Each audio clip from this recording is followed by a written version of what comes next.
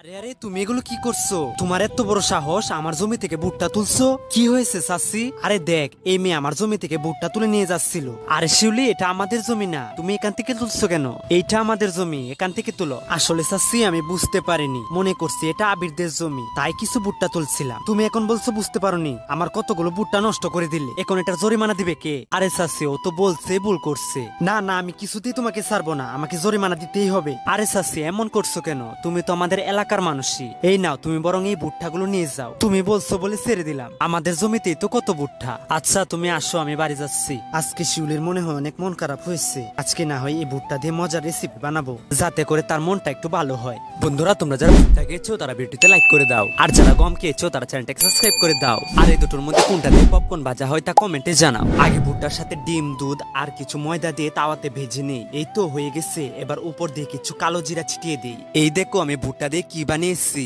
হ্যাঁ, তো ভালোই তো লাগছে। এই তুমি মন খারাপ করে চলে আসছিলে কেন? আরে দেখলে না মহিলাটা আমার সাথে কি ব্যবহার করছিল, তার জন্যই তো মন খারাপ হয়েছে।